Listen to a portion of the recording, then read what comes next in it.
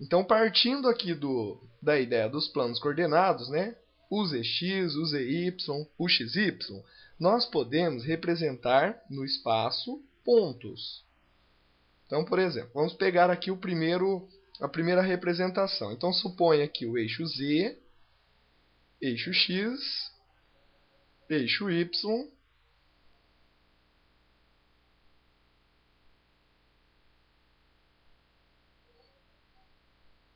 ok? Bom, então considerando aqui, vamos supor que nós queremos representar um ponto, vamos por lá, o ponto P com essas coordenadas. Olha, então, P dado por...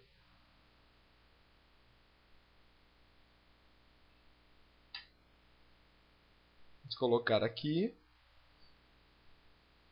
P dado por 2, 3 e 4. Né? Então, como é que a gente vai representar isso daqui? Então, nós vamos pegar aqui a primeira coordenada, ela seria relativa ao x. A segunda coordenada seria relativa ao y. E a terceira coordenada relativa ao z. Tá bom? Então, quando a gente faz essa representação aqui, então nós vamos começar lá do eixo x, coloca lá o 2, do eixo y, coloca o 3, e do z, o 4.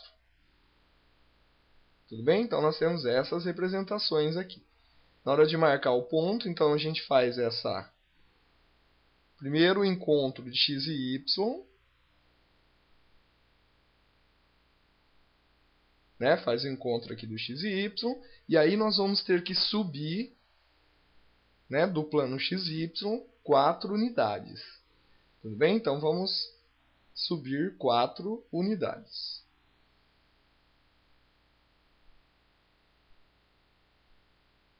Então, quando a gente sobe aqui, nós temos a representação do ponto P. Então, esse aqui seria o ponto no espaço, ok? Muito bem. Isso daqui é um ponto. Agora, a partir do momento que você pega e considera um segmento orientado, né? Vamos por esse segmento aqui, ó. Ele tem o quê? Ele tem um tamanho, ele tem uma direção e um sentido.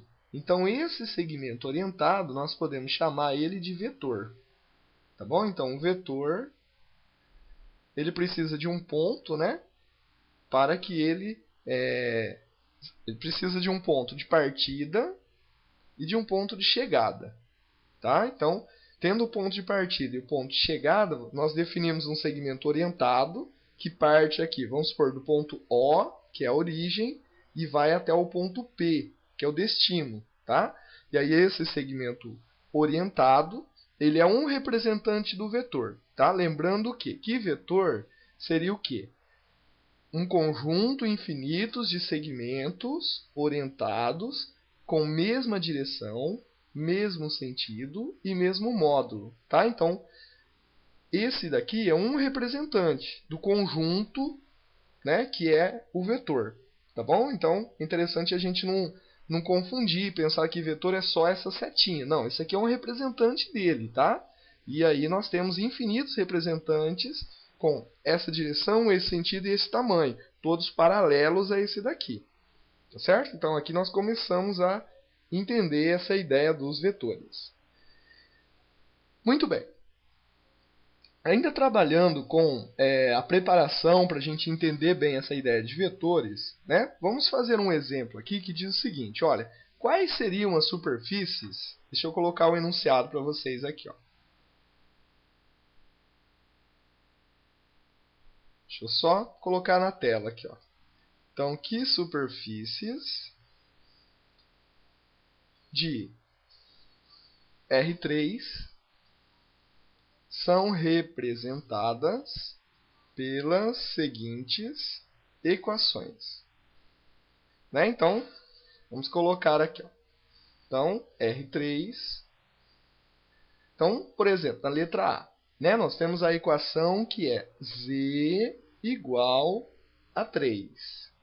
Tá? Então, para a gente entender bem a ideia de vetores, é interessante que a gente relembre várias coisas, né, dessa representação aqui no espaço. Então, se eu tenho lá z igual a 3, eu quero representar esse z igual a 3, nós vamos pegar os eixos coordenados, coloca lá o eixo z, eixo x, eixo y,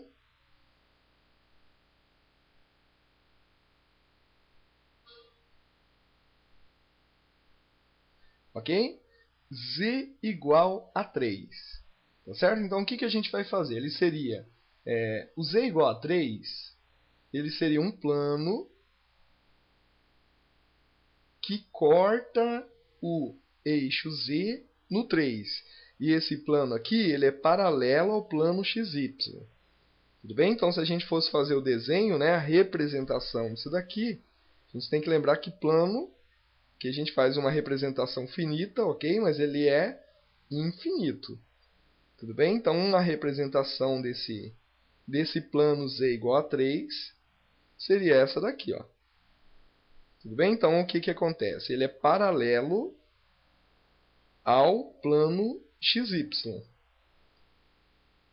Então, ele é paralelo a xy. E ele corta o eixo z exatamente no 3. Tá? Então, aqui onde ele cruza o z é o ponto 3. Tá certo? Então, é importante a gente lembrar que ele não é finito, como essa representação que nós fizemos. Ele continua, né? Ele tem um tamanho, vamos dizer assim, uma dimensão infinita. Ok? Então, aqui nós temos o plano z igual a 3. Um outro exemplo que nós temos seria o seguinte. A outra superfície, né? Vamos supor que nós precisamos representar a figura, né? A superfície dada pela equação y igual a 5. Então, novamente, o que nós vamos fazer? Vamos fazer os eixos coordenados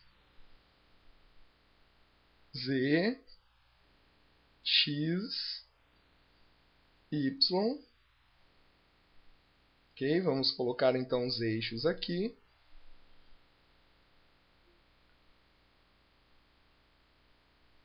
E aí nós vamos fazer o quê? Então, se é y igual a 5, quer dizer que vai cruzar o y exatamente no ponto 5. Né? Então, vamos marcar lá. Então, no ponto 5, ele vai cruzar o eixo y. E ele é o quê? Ele é paralelo ao plano que nós vimos. Ele é paralelo a esse daqui, ó, ao plano zx. Tá certo? Então, vamos desenhar esse nosso plano z igual a 5. Okay? Então, fazendo aqui a representação dele.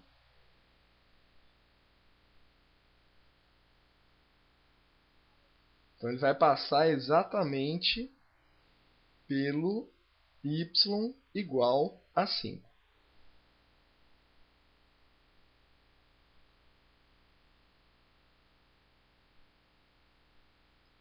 Tudo bem? Então, aqui nós vamos deixar pontilhado, né? Para melhorar a nossa visão espacial aqui, tudo que ficar coberto pelo plano, a gente deixa pontilhado. Né? Porque esse plano aqui, na verdade, ele estaria na frente dos eixos. Então, quando a gente faz assim pontilhado, esse é o significado, né? Ele cruza o eixo y exatamente no 5 e ele fica na frente dos eixos z e eixo x. Okay? Então, essa daqui é a representação do nosso plano y igual a 5. Tudo bem? Vamos dar sequência aqui, então. Bom, e por que é importante a gente saber fazer essas representações aqui? Porque uma das coisas que nós vamos estudar dentro da parte de vetores são as distâncias.